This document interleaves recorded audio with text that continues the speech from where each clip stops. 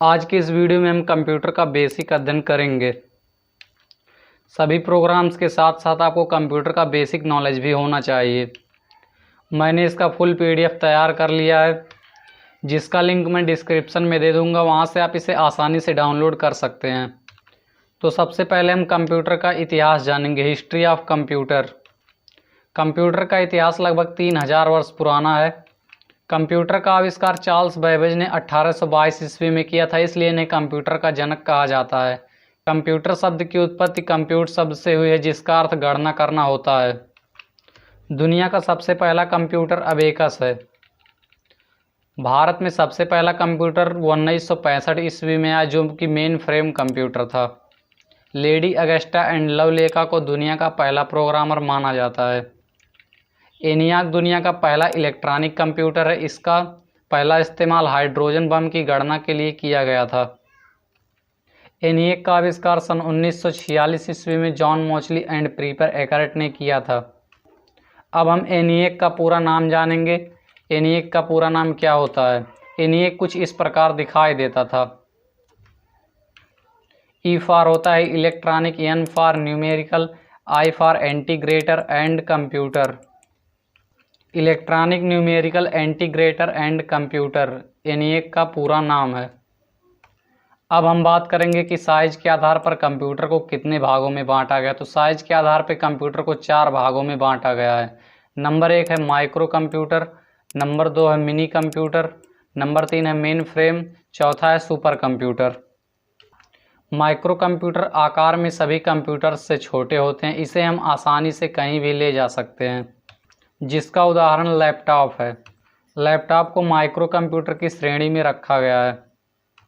Mini computer micro computer की तुलना में बड़े होते हैं तथा इनके कार्य करने की क्षमता भी अधिक होती है। मैंने सभी कंप्यूटर्स का चित्र यहाँ पे लगा दिया है, जिससे आप लोगों को समझने में कोई भी दिक्कत नहीं होगी। मेन फ्रेम कंप्यूटर का यूज बड़ी बड़ी कंपनियों में किया जाता है। इस कंप्यूटर पर 80 से 100 लोग एक साथ कार्य कर सकते हैं। सुपर कंप्यूटर साइज में सभी कंप्यूटर से बड़ा होता है तथा इसके कार्य करने की क्षमता भी अधिक होती है। इसे नॉर्मल पर्सन यूज नहीं कर सकता। इसका प्रयोग वैज्ञानिक कार्यों में किया जाता है। अब हम बात करेंगे विशेषताओं के आधार पर कंप्यूटर को कितने भागों में बांटा गया था। वो साइज के आधार पर था। अब हम विशेषताओं के आधार पर अध्ययन करेंगे। विशेषताओं के आधार पर कंप्यूटर को 3 भागों में बांटा गया है, जिसमें पहला है एनालॉग कंप्यूटर, दूसरा है डिजिटल कंप्यूटर और तीसरा है हाइब्रिड कंप्यूटर।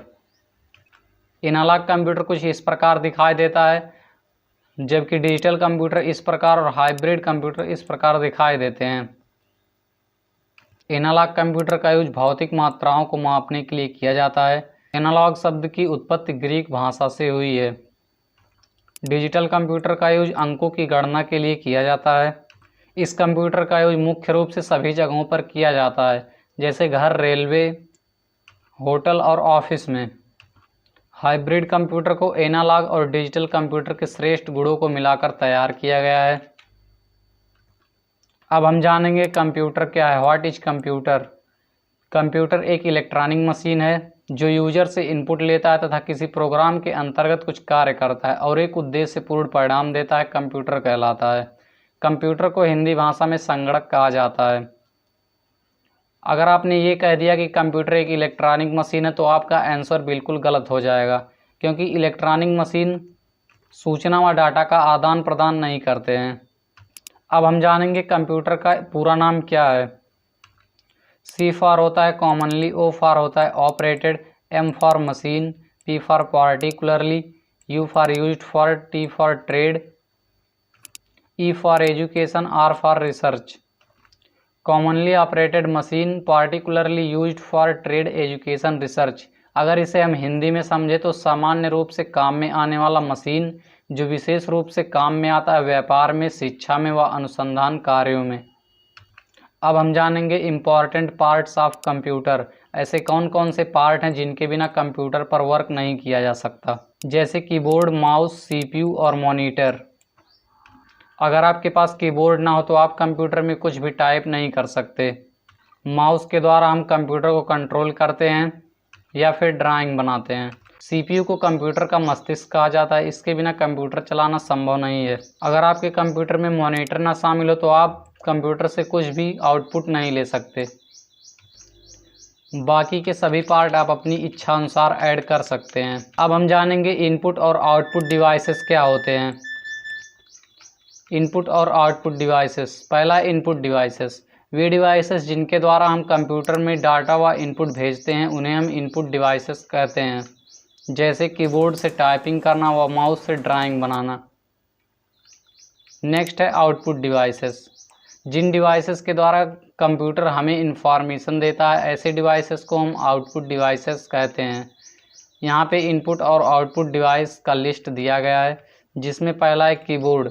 कीबोर्ड एक इनपुट डिवाइस है। माउस भी एक इनपुट डिवाइस है। Scanner, light pen, camera, microphone, OMR, VCR, MICR ये सब इनपुट डिवाइसेस की श्रेणी में आते हैं। इनसे हम कंप्यूटर को कुछ इन्फॉर्मेशन देते हैं। दूसरे श्रेणी में आउटपुट। आउटपुट के अंतर्गत मॉनिटर, स्पीकर, प्रिंटर, प्लॉटर और प्रोजेक्टर आते हैं। इनके द्वारा कंप्यूटर हमें कुछ इन्फॉर्मेशन देता है। हेडफोन एक ऐसा डिवाइस है जिसे हम इनपुट और आउटपुट दोनों बोल सकते हैं, क्योंकि इसमें माइक्रोफोन और स्पीकर दोनों लगा होता है। कंप्यूटर की संरचना और वर्गीकरण। सभी कंप्यूटर विभिन्न प्रकार के एप्लीकेशन के द्वारा अलग अलग कार्य करते हैं।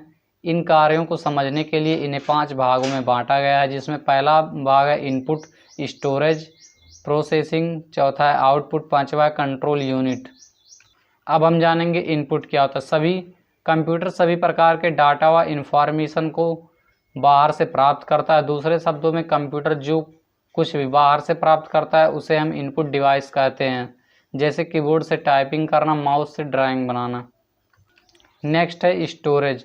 जब हम कंप्यूटर में कोई भी डाटा व इनपुट देते हैं तो यह एक यूनिट में स्टोर होता है, जिसे स्टोरेज यूनिट कहा जाता है। तीसरा है प्रोसेसिंग। जब हम कंप्यूटर को डाटा व इंफॉर्मेशन देते हैं, कंप्यूटर उससे संबंधित जो कार्य करता है उस कार्य करने की क्षमता को हम प्रोसेसिंग कहते हैं। चौथा है आउटपुट। प्रोसेसिंग के दौरान जो परिणाम हमें मिलता है उस परिणाम को आउटपुट कहा जाता है। पांचवा है कंट्रोल यूनिट। सभी कंप्यूटर कंट्रोल यूनिट के द्वारा नियंत्रित किए जाते हैं। यह किसी भी प्रोग्राम को एक क्रम में चलाने का कार्य करता है। अब हम कंप्यूटर के कुछ फुल नेम जानेंगे। Number 1, QR code. QR code का पूरा नाम क्विक रिस्पॉन्स होता है। OTP का पूरा नाम वन टाइम पासवर्ड होता है। ATM का पूरा नाम ऑटोमेटिक टेलर मशीन होता है। HDD का पूरा नाम हार्ड डिस्क ड्राइव होता है। FDD का पूरा नाम फ्लॉपी डिस्क ड्राइव होता है। CD का पूरा नाम कम्पैक्ट डिस्क होता है। DVD का पूरा नाम डिजिटल वर्सटाइल डिस्क होता है। CPU का पूरा नाम सेंट्रल प्रोसेसिंग यूनिट होता है। ALU का पूरा नाम अर्थमेटिक लॉजिक यूनिट होता है। CU का पूरा नाम कंट्रोल यूनिट होता है। RAM का पूरा नाम रैंडम एक्सेस मेमोरी होता है। ROM का पूरा नाम रीड ओनली मेमोरी होता है। VCR का पूरा नाम बार कोड रीडर है। OCR का पूरा नाम ऑप्टिकल कैरेक्टर रीडर है। MICR का पूरा नाम मैग्नेटिक इंक कैरेक्टर रीडर है। OMR का पूरा नाम ऑप्टिकल मार्क रीडर है। माउस का पूरा नाम manually operated user selection equipment है। कीबोर्ड का पूरा नाम keys electronic at board operating A to Z response directly होता है। आशा करता हूं कि आप लोगों को ये वीडियो अच्छा लगा। अगर वीडियो अच्छा लगा तो चैनल को सब्सक्राइब कर दें।